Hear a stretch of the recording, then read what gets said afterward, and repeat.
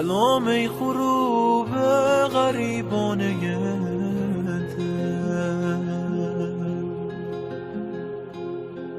سلام ای طلوع سحرگاه رفتن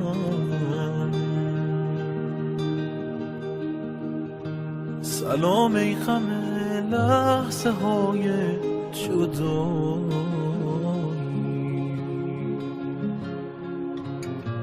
خدا حافظ ای شعر شبهای روشن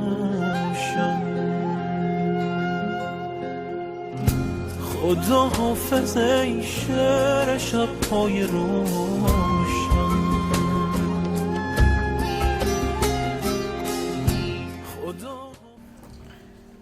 با سلام و تشکر از تشریف فرمایی دوستان عزیز در این مراسم برای بازخوانی خاطرات مادر بزرگوارمان سرکارلیک خانم فروغ بابان ریاهی. On behalf of the family of Riahi-Nazari, I will thank everybody for coming in. از طرف خانواده ریاهی نظاری از همه شما عزیزان برای همدردی و حضورتان در این مراسم یادبود کمال تشکر رو داریم. در این مراسم امروز چندی از دوستان فرهاد گرجیز و گرجیز عزیز در بازخوانی خاطرات فروغ جون سخنانی رو ارائه خواهند داد. از دوستان تقاضا داریم که موبایل فوناشون رو یا خاموش کنن یا روی سایلنت بذارن. We will ask our friends and families to turn off their mobile phones please or put it on silent. بعد از اتمام مراسم یادبود از همگی دوستان خواهش داریم که برای شادی روح مادر عزیزمون و بازماندگانشون برای پذیرایی در سالن جمعی به ما بپیوندن. Please, after the final ceremony, please stay for refreshments in the next hall. در امروز اولین کسی که برای خاطرات فروغ جون صحبت خواهند کرد خانم سوسن کریمی رو خواهند بود. And I will be apologizing from a lot of our friends. A lot of the verses will be in Persian, so please accept our apologies. خانم کریمی. از سلام خدمت شما عزیزان، خانواده محترم قبانلو ریاهی. یادی از بانوی محترم خانم فروغ قبانلو. این بزرگ بانو رو مدت بیش از 15 ساله که افتخار آشناییشون رو باشون داشتم و همچنین با فریده جون دختر نازنینشون. گاهی من با ایشون صحبت میکردم و او از خاطرات جوانی و نوجوانیشون با شادی و شیرین زبانی خاصی برام تعریف میکردم. در نوجوانی ازدواج کردم. ثمره این ازدواج 4 فرزند نیک، 3 دختر و 1 پسر. تمام زندگیشون در وجود عزیزانش خلاصه می‌شد. این بانوی گرامی دارای 7 نوه و 4 تا نتیجه بودن. وقتی ایشان از بچه‌هاشون یاد می‌کردن و نام می‌بردن، حال و هوایی در نگاهشون بود. لذت از کلامش مشخص بود. همیشه به من میگفت من دوست ندارم بدون بچه‌هام جایی برم. بنابراین همیشه در کنار عزیزانش احساس آرامش میکرد. فروغ مادری فداکار و روشنفکر بود. با بچه‌هاش صحبت میکرد و میگفت من باهاشون خیلی دوستم. یه روز از اون سوال کردم وقت آزادتون رو چطوری میگذرونی؟ ایشون جواب دادن یارم کتابه، یا داستان میخونم یا با اشعار شاعران حالی میکنم. بسیار بذلگو و شیرین سخن بودم. چهره مهربان و دستی پرسخاوت داشتن. هرگز خنده از صورت پرمهرش دور نمیشد. این عزیز از دست رفته بعد از انقلاب به استرالیا سفر کرده و به این وسیله بذر شالی رو به خونه فریده آورد و با آمدنش به استرالیا مژده خوبی برای دخترش و نوه‌هاش بود. چند سالی بود که بیماری قلب پرمهرش رو پنهان که نگه می داشت، ولی لبش همیشه خندان نگه می داشت.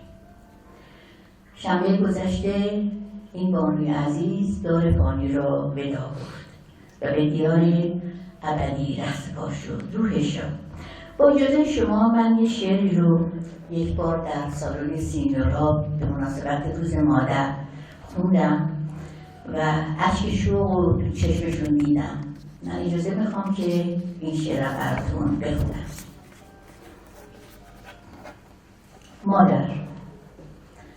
مادر بهشت من آغوش گرم توست، گویی سرم هنوز به بالین نرم توست.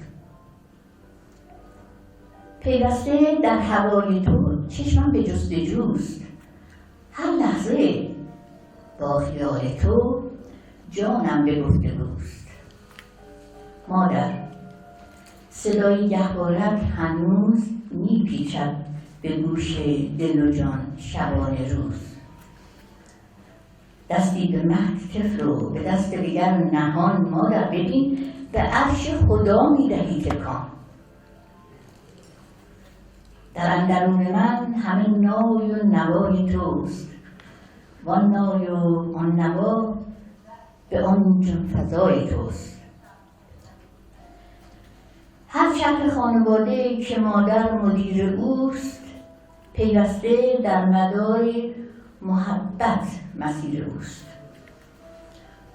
موسیقی بهشت همانا صدای توست، موسیقی بهشت همانا صدای توست. گوش دلم به زمزمه لالای توست. مادر به قصه های تو میخفت قصه ها، میرفت چشم و گوش به دنبال قصه هات. آری به احترام تو مادر همین بشر روزی گذشت میکند از خون یکدیگر.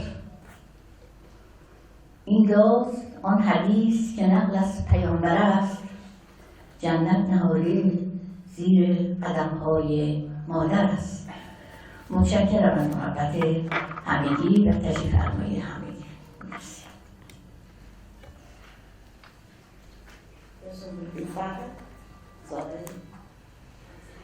Her beloved grandson.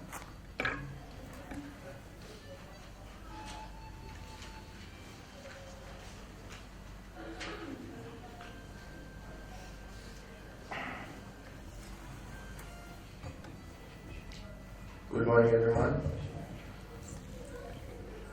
Thank you all for being here to remember and honor my grandmother, Maman Forogh. I've prepared and adapted a couple of readings which I felt conveyed a lot of feelings that I wanted to portray in words that I couldn't come up with myself.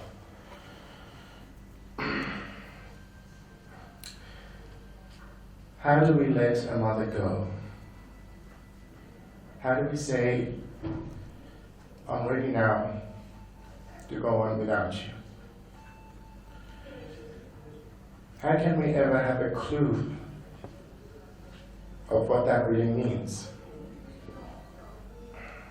How can you say goodbye to someone who has always been one of the most essential parts of your world? Someone who took you by the hand when you were little and helped to show you the way. What can you say to let her know that she was the best there is? And that you hope you've inherited some of her kindness and generosity, her wisdom and her strength. And all of a sudden, the moment's upon us, and there is no turning back. And then we know what grief is. We know what loss is.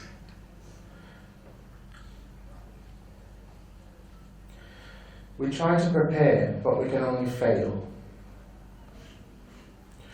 But there is peace too. Peace and acceptance and overwhelming love. Tears and laughter too. Waves of conflicting emotion that we may not even be aware of. And memories we hadn't bothered lately to recall come flooding back, like the petals of a deep red rose. And there's gratitude, so much gratitude that we had you, such a wonderful mother and grandmother, bright and shining, nobody's fool, independent but humble too, smart and kind and generous beyond belief. A part of you has passed away, but much is carried every day within us, and will do so for as long as we are here. This may be a final tribute, but it's not final. Every day I celebrate in some way, just by the virtue of how you helped shape my life. The absolute and incredible fortune that I knew you as a grandmother, a mother, and a woman.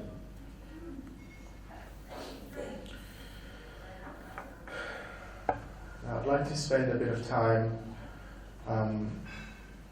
reading a short eulogy by my uncle, Forogh, who sadly couldn't be here today.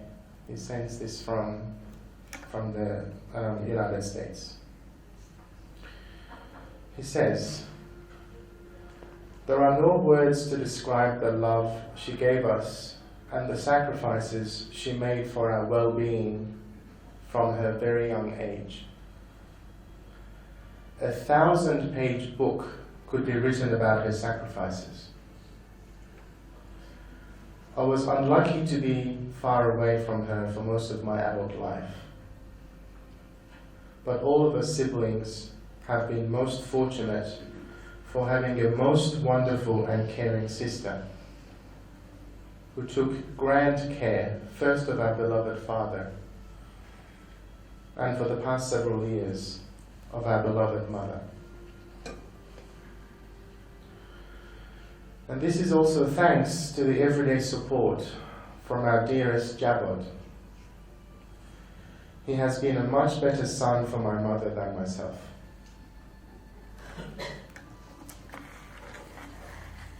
Thank you."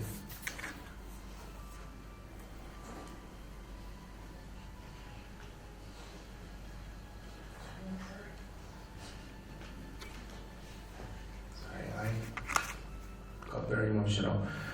I've prepared a tribute in the form of a slideshow, which I'd like to share with you now.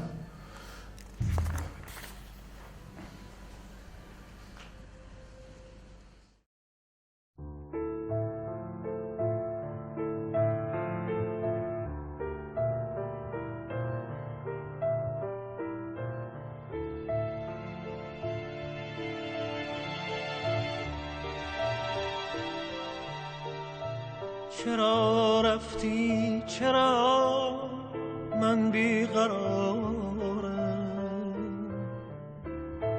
به سر سودای آغوش تو دارم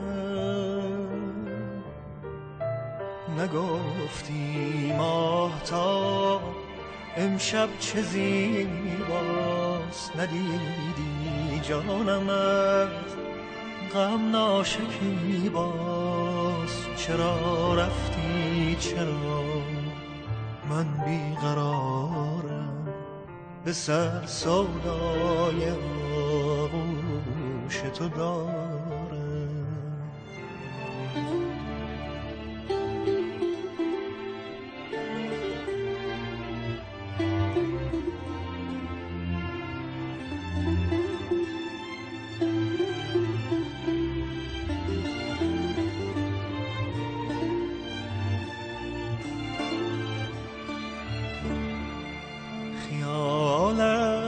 گرچه عمری یار من بود، امیدت گرچه در پندار من بود. بیا امشب شرابی دیگرم ده، زمینای حقیقت ساغرم ده. چرا رفتی چرا من بیقرارم، به سر سودای آغوش تو دارم.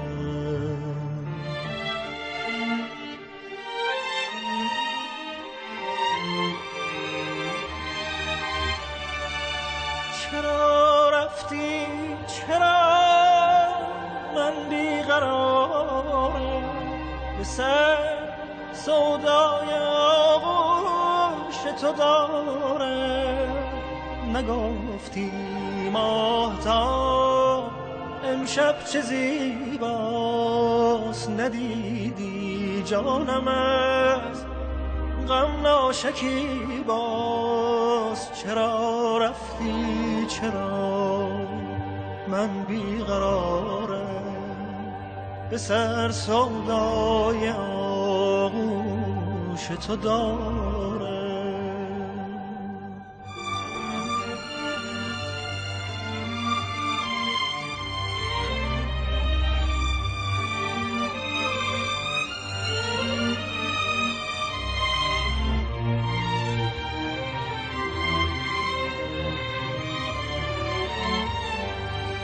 دل دیوانه را دیوانه تر کن، مرا از هر دو عالم بی خبر کن.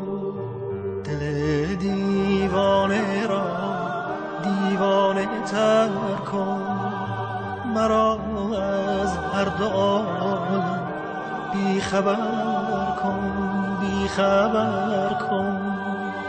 بیا امشب شرابی دیگرم ده، زمینای حقیقت ساغرم ده، زمینای حقیقت ساغرم ده. چرا رفتی چرا من بیقرارم، چرا رفتی چرا به سر سودای آغوش تو دارم. چرا رفتی چرا من بیقرارم، به سر سودای آغوش تو دارم. چرا رفتی چرا من بیقرارم، به سر سودای تو دارم.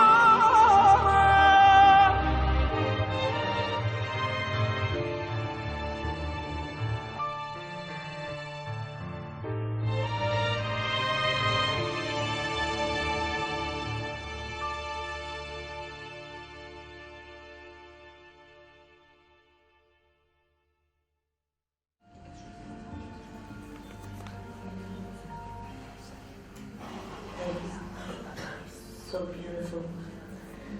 Family friend, Mr. Riahi-Nazari.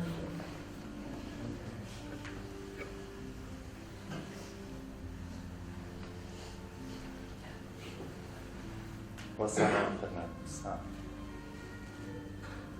یاسمن‌ها را فرا خوانید با سپیدی کوچکشان.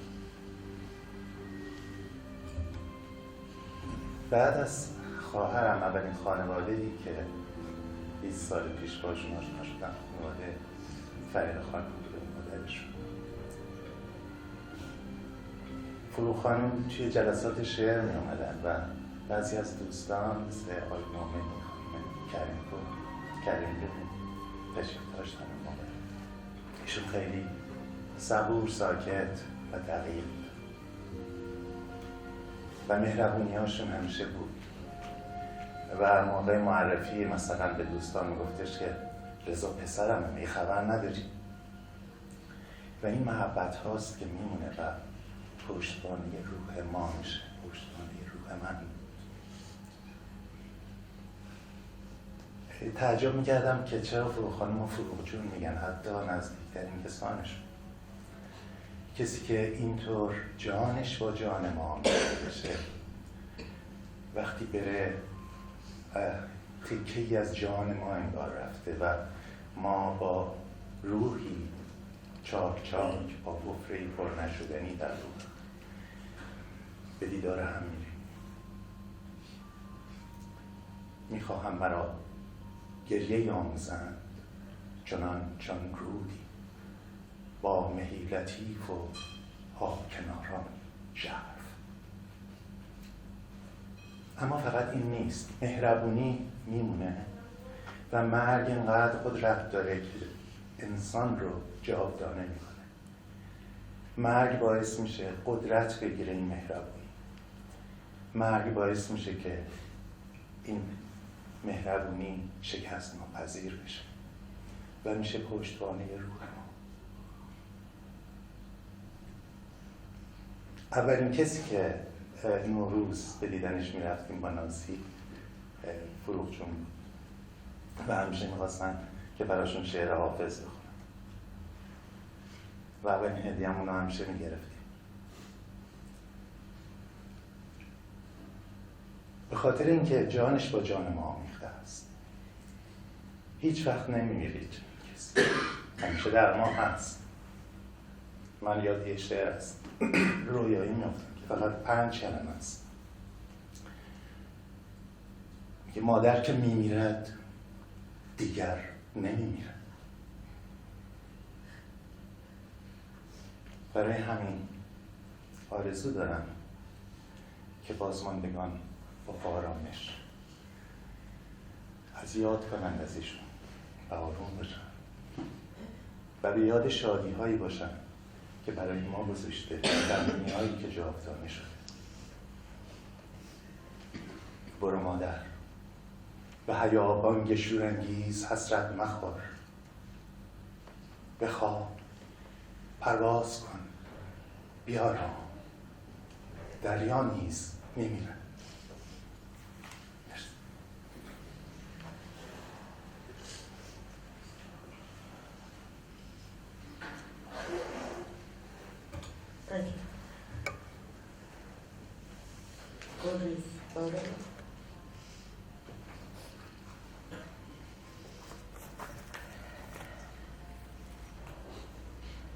For those of you I haven't had the pleasure of meeting, my name is Karralyka, and I was the only granddaughter of our Maman and Forogh. I've had a lot of time over the last week to reflect.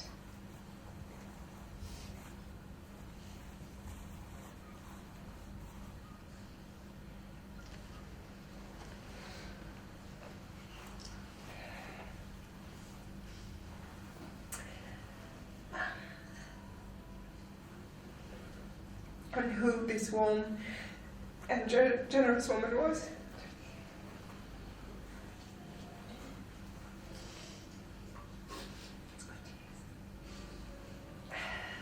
And what role she played in my life. This is a very selfish speech.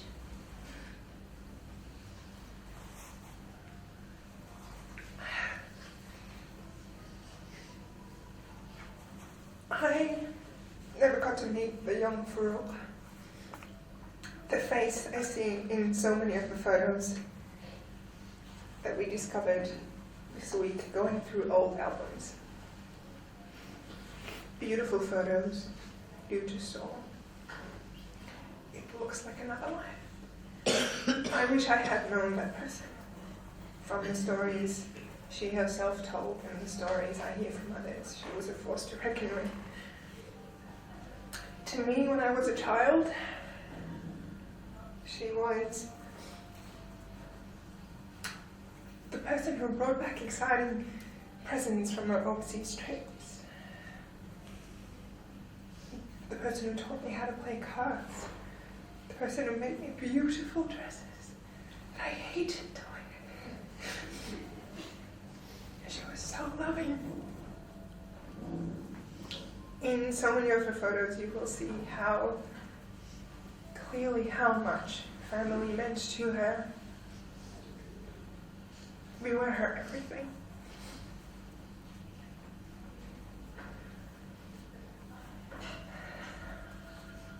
I don't think I realized how much. I don't think I will.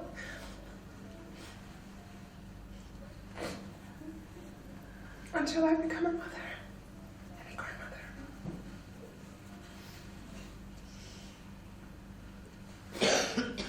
I couldn't possibly know right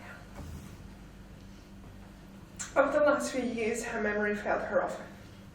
But ask her about that one time when my cousin Ellie did this, or when Hirad said that, or when this photo of Nemo was taken and she was exact. Her shelving unit was at collapsing point of photos, old and modern.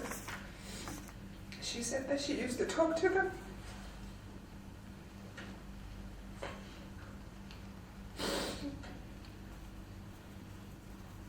I believe it. She missed them so much. As an adult, my grandmother was my friend, who was genuine always in her observations, in her advice, and she demanded an honesty, a level of respect in return, which she deserved. She was interested in the people around her. She was interested in me as a person, seeing how she interacted with her loved ones and her community. Observing that was a life lesson for me. There were so many things that she taught me in that regards, so many life lessons. There are so many ways that this beautiful woman influenced my life and the life I now lead. I was very lucky, and then I got to spend a lot of time with my grandmother. Obviously, I wish that time was endless.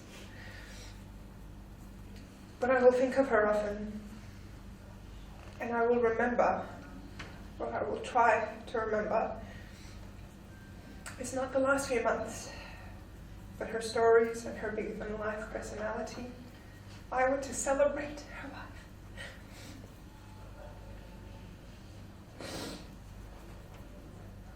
With every thought of her, she lived a full life to the age of 87. Let's celebrate that. Of course I will miss her terribly. I already do. But I will selfishly keep a part of her with me forever. Oh, that is enough. When I gather my thoughts, I will read you another speech. This is from my cousin, Hirad.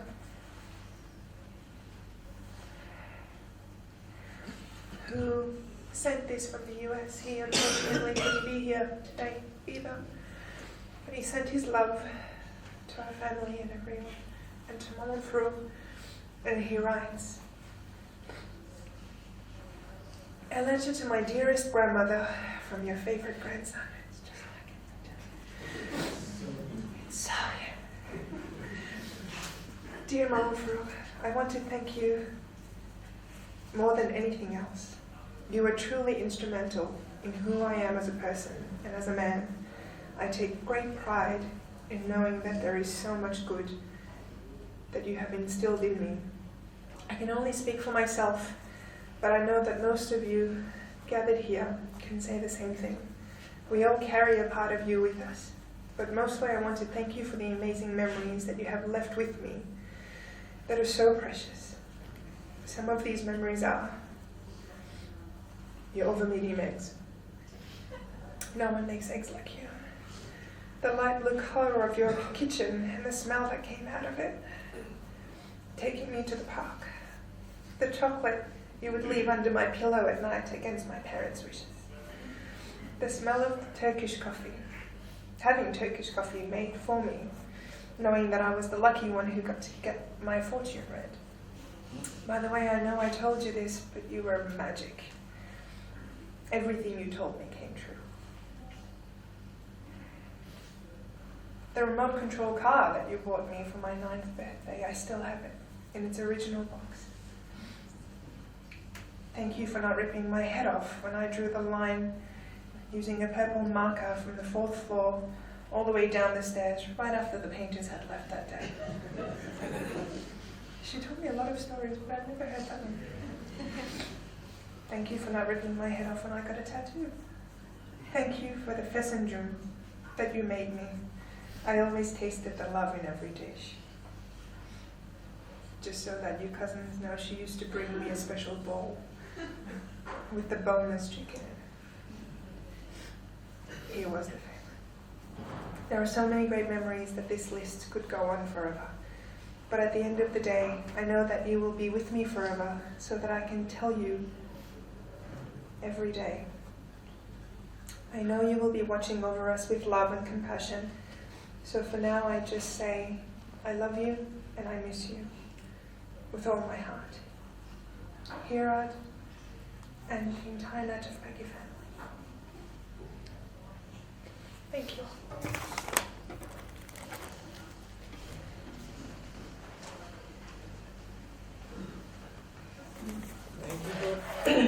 Thank you, brothers. That was beautiful. Another family friend, Nozi Dovudi. Mrs. Nozi Dovudi, please.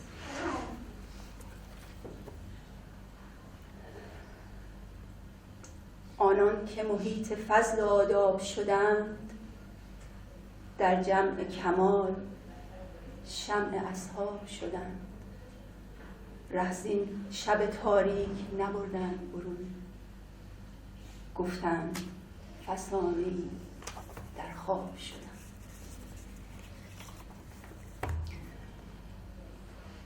فروغ جون در طی سالها با حضورش به جمع ما روشنی داد. اون چی که از اون به یاد من مونده اینه که زنی بود با شخصیتی بسیار قوی، در عین حال مهربان، سخاوتمند و شجاع. ولی اگه از من بپرسن چه چیز فروغ جون رو از هر چیزی بیشتر دوست داشتم، میگم صداقت و بیریاییش در ارتباط با دوستانش.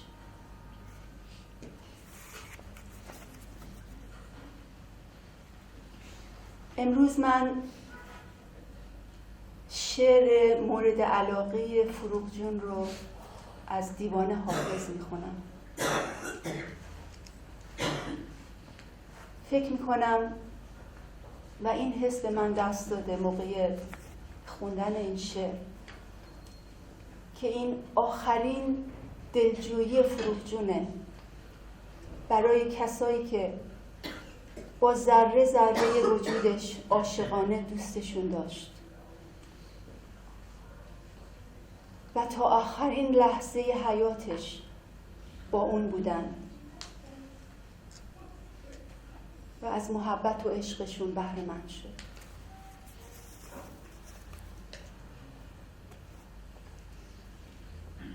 یوسف گمگشته باز آید به کنعان، غم مخور.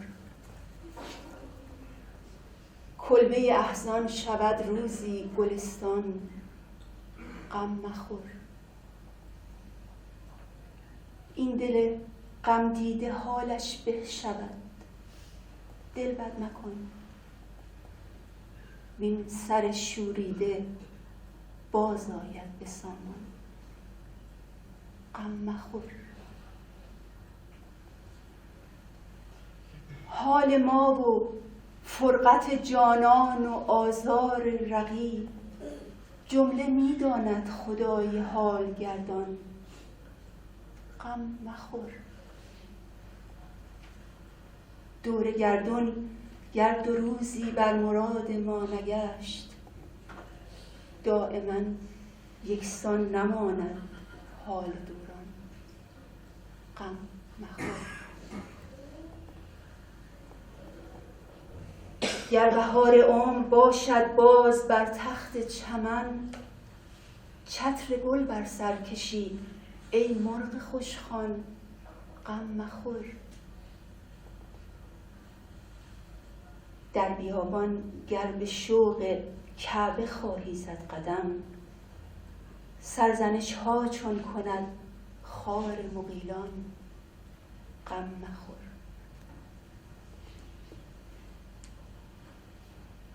گرچه منزل بس خطرناک است و مقصد ناپدید، هیچ راهی نیست کان را نیست پایان. غم مخور. هیچ راهی نیست کان را نیست پایان. غم مخور.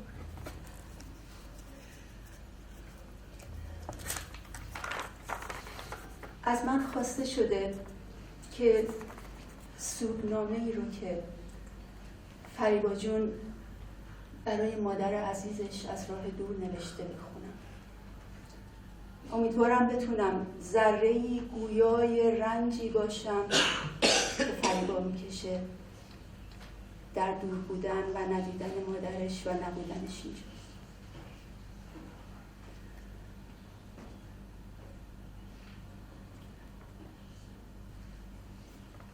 مادر عزیزم، فروغ چشمانم، فروغ زندگیم، نازنین مادرم که عشق، محبت و فداکاری رو به من آموختی.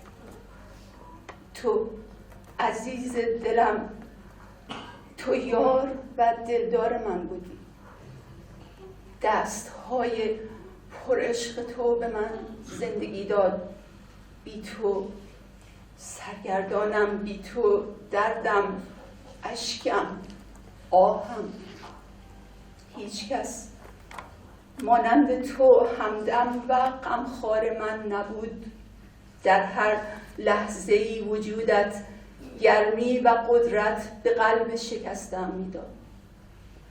ای وای که دیگر کسی نیست که شریک غم و شادی من باشد.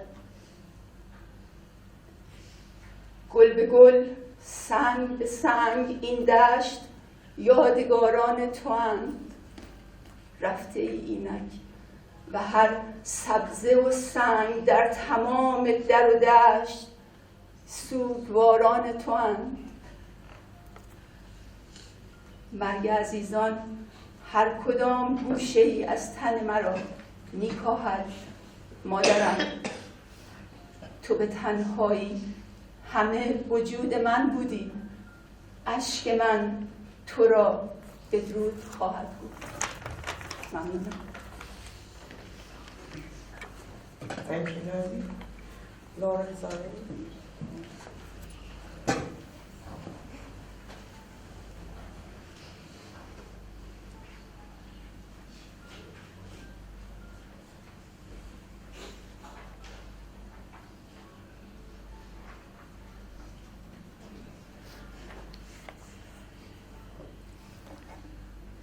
I'd like to share a reading today. It's called As We Look Back.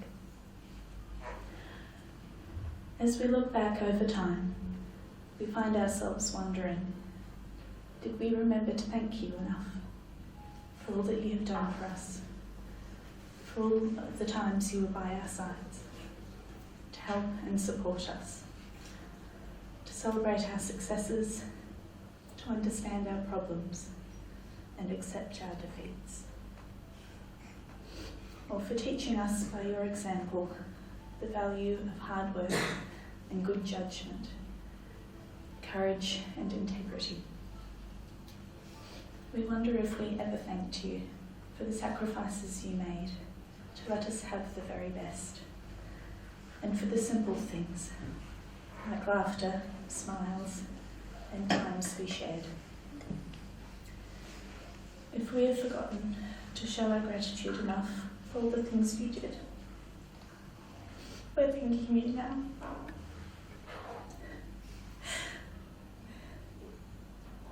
And we are hoping you knew all along how much you meant to us.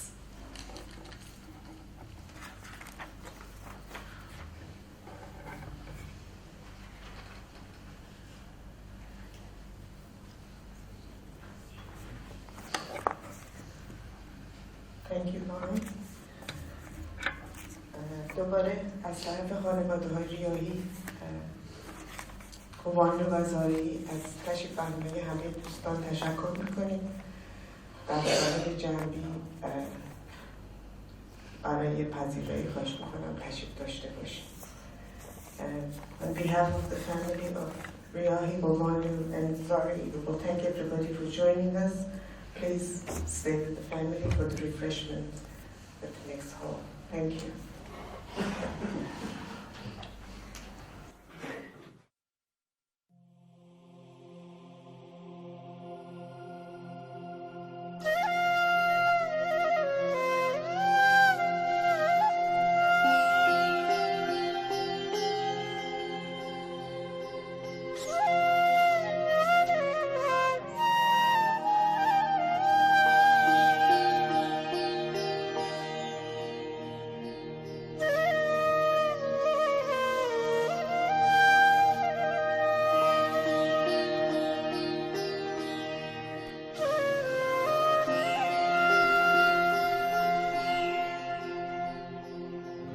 سلام ای غروب غریبانه دل، سلام ای طلوع سحرگاه رفتن، سلام ای غم لحظه های جدایی، خدا حافظه شعر شب‌های روشن،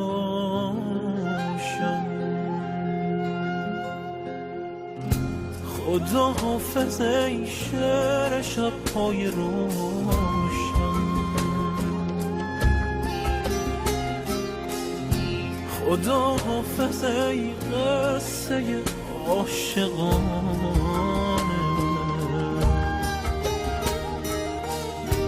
خدا حافظه آبی روشنه،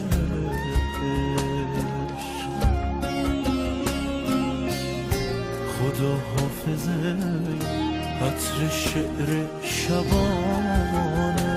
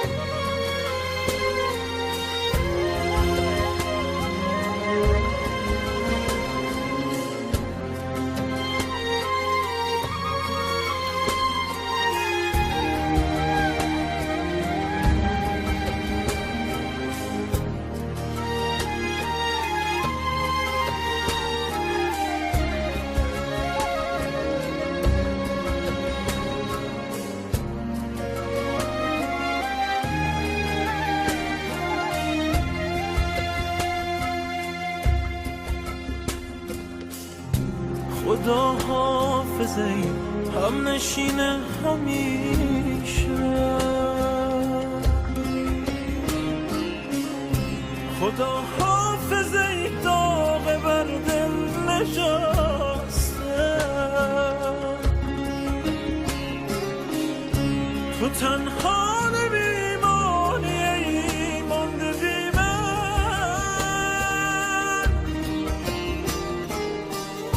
تو را می سپارم به دلهای خسته،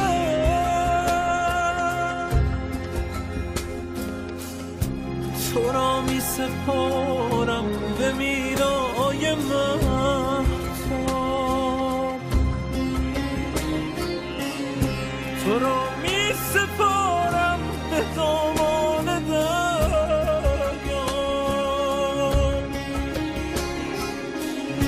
اگر شب نشینم، اگر شب شکسته،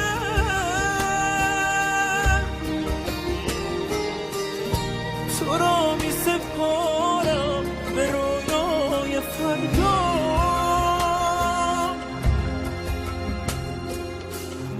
به شب می سپارم تو را تا نسوزد،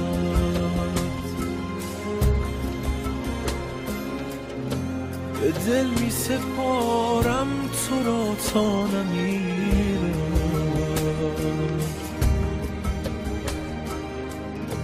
اگر چشمه واژه از غم نخوش کرد، اگر روزگار این صدا را نگیرد،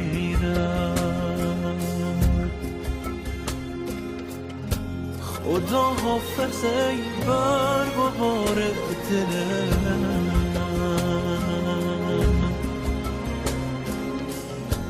خدا حافظ ای سایه سار همیشه. اگر سبز رفتی، اگر زرد ماندم،